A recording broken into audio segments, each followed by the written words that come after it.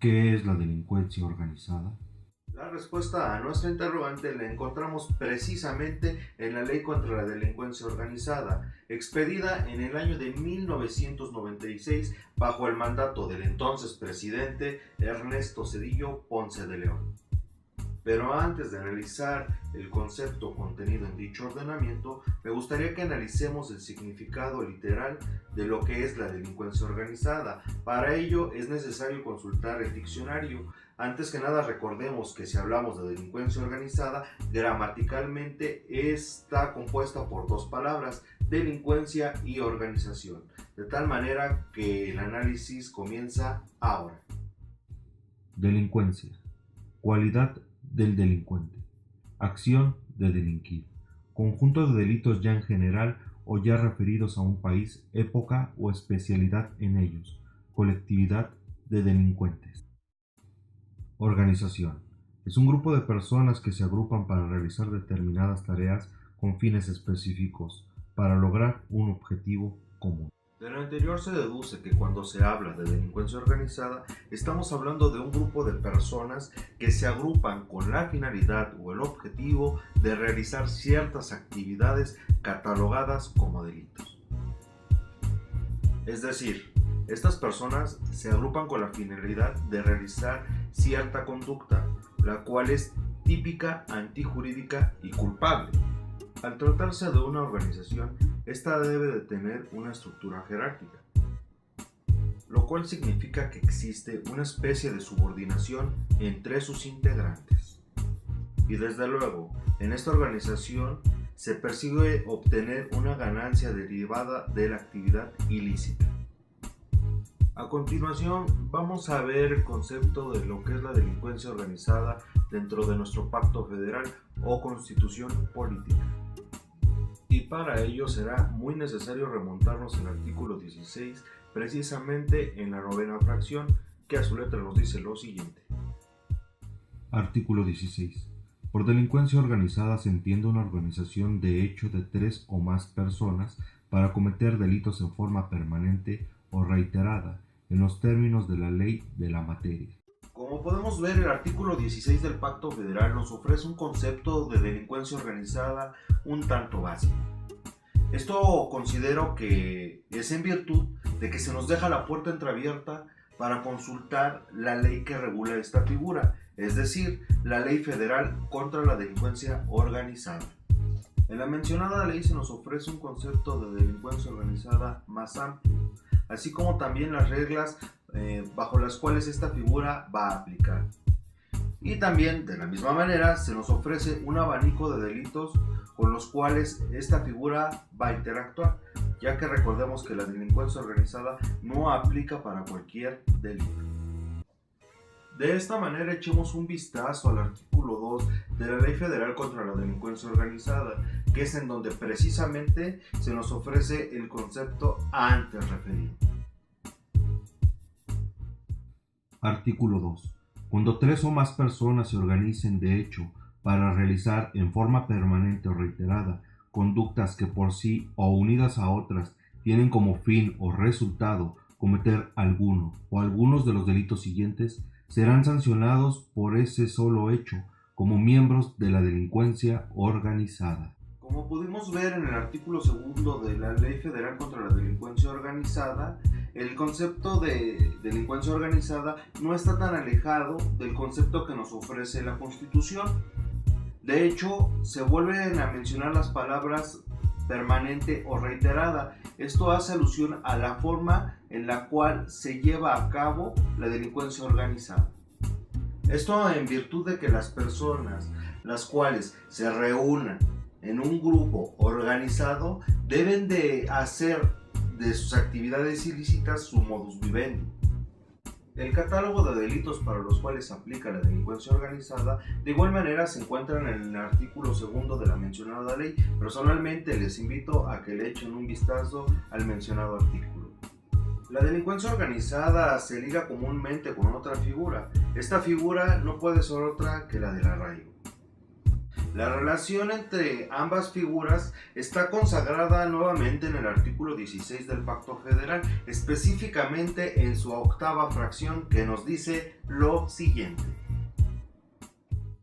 La autoridad judicial, a petición del Ministerio Público y tratándose de delitos de delincuencia organizada, podrá decretar el arraigo de una persona con las modalidades de lugar y tiempo que la ley señale, sin que pueda exceder de 40 días, siempre que sea necesario para el éxito de la investigación, la protección de personas o bienes jurídicos o cuando exista riesgo fundado de que el inculpado se sustraiga a la acción de la justicia. Este plazo podrá prorrogarse siempre y cuando el Ministerio Público acredite que subsisten las causas que le dieron origen. En todo caso, la duración total del arraigo no podrá exceder de los 80 días. En el artículo 20, inciso B del Pacto Federal, podemos encontrar las reglas que aplican a la delincuencia organizada.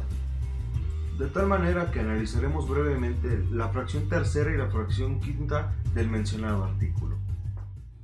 A que se le informe tanto en el momento de su detención como en su comparecencia ante el Ministerio Público o el juez los hechos que se le imputan y los derechos que le asisten. Tratándose de delincuencia organizada, la autoridad judicial podrá autorizar que se mantenga en reserva el nombre y datos del acusador.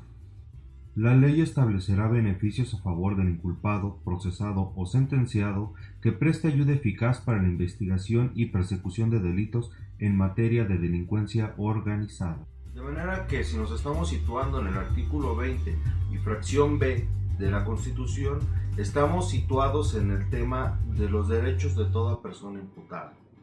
Y parte de los derechos fundamentales de toda persona imputada es que se le informe el motivo de su detención, que se le hagan saber cuáles son sus otros derechos y que se le indique quién es quien lo está acusando. Solo que, como vimos en la fracción antes citada del artículo 20, tratándose de delincuencia organizada, el Ministerio Público tiene toda la libertad para poder omitir ciertos datos del acusador, esto con la finalidad de proteger la integridad del mismo. En la mencionada fracción también contempla el caso en el que el imputado colabora con la justicia para la persecución de los delitos, esto tratándose desde luego de la delincuencia organizada. Los beneficios que el imputado obtendrá en caso de colaborar con la justicia están consagrados específicamente en el artículo 35 de la Ley Federal contra la Delincuencia Organizada. Una vez ya efectuado el análisis de la fracción tercera del artículo 20, inciso B de la Constitución, procederemos a hacer un breve análisis de la fracción quinta del mismo artículo. Será juzgado en audiencia pública por un juez o tribunal. La publicidad solo podrá restringirse en los casos de excepción que determine la ley, por razones de seguridad nacional, seguridad pública, protección de las víctimas, testigos y menores, cuando se ponga en riesgo la revelación de datos legalmente protegidos o cuando el tribunal estime que existen razones fundadas para justificarlo. En delincuencia organizada, las actuaciones realizadas en la fase de investigación podrán tener valor probatorio cuando no puedan ser reproducidas en juicio o exista riesgo para testigos o víctimas, lo anterior sin perjuicio del derecho del inculpado de objetarlas o impugnarlas y aportar pruebas en contra. En esta fracción digamos que es en donde se invoca el principio de publicidad. Si hablamos del principio de publicidad podemos ver que es una moneda que tiene dos caras, porque tenemos la publicidad interna y la publicidad externa. En el caso de la publicidad interna quiere decir que las partes directamente involucradas o los sujetos indispensables dentro del proceso tienen que tener de conocimiento todos los actos procesales. Se entienden como los sujetos dentro del proceso al acusador, al acusado, al órgano jurisdiccional y desde luego al órgano de defensa.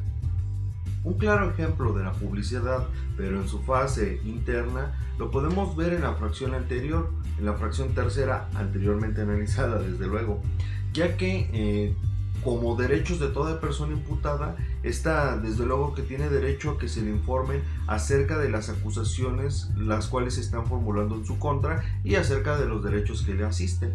Bueno, en ese respecto, se está llevando a cabo el principio de publicidad, ya que la persona, al tener esa información, no la están dejando en un estado de indefensión y está quedando en igualdad de circunstancias que la contraparte, es decir, el acusador. Y en el caso de la publicidad externa es cuando se hace de conocimiento de la opinión pública todo lo referente al caso. Y cuando hablamos de la opinión pública, desde luego que se están contemplando tanto a la gente que va a asistir a la audiencia de juicio como a los medios de comunicación. Y la facultad de restringir cierta información también aplica en el principio de publicidad, solo que la contraparte de este principio, desde luego que es llamado el principio de reserva. Es decir, el Ministerio Público o el juez pueden reservarse el derecho de decirle al imputado quién lo está acusando, en el caso de la delincuencia organizada. Y de igual manera, en el caso de la delincuencia organizada, la autoridad jurisdiccional puede reservarse el derecho de externar ciertos datos referentes a la víctima, al ofendido o a los testigos. Esto es básicamente lo que implica o lo que encierra esta fracción quinta del artículo 20 de la Constitución. La segunda parte habla de las pruebas en cuanto al proceso, pero de igual manera considero que ese es un tema para otro video. Cabe mencionar que el término delincuencia organizada es relativamente nuevo, puesto que se empezó a emplear en el año de 1991 en los Estados Unidos para referirse a las organizaciones delictivas que operaban en el estado de Chicago. El término delincuencia organizada es sinónimo de mafia, solo que el término mafia se utilizaba para referirse a las organizaciones criminales que operaban en Italia, específicamente en la isla de Sicilia. De esta manera puedo deducir que el término delincuencia organizada es una evolución de lo que anteriormente se conocía como la mafia, solo que actualmente la delincuencia organizada constituye un delito per se. Y pues bien, mis queridos juristas, es así como llegamos al final de este video. Espero que este video sea de total utilidad para todas aquellas personas que son estudiosas del derecho, y para todas aquellas personas que no son estudiosas del derecho, espero que sea de su agrado. Yo de antemano les deseo muy buenos días, tardes o noches, según sea la hora en la que vean este video. Les deseo muchísimo, pero muchísimo éxito.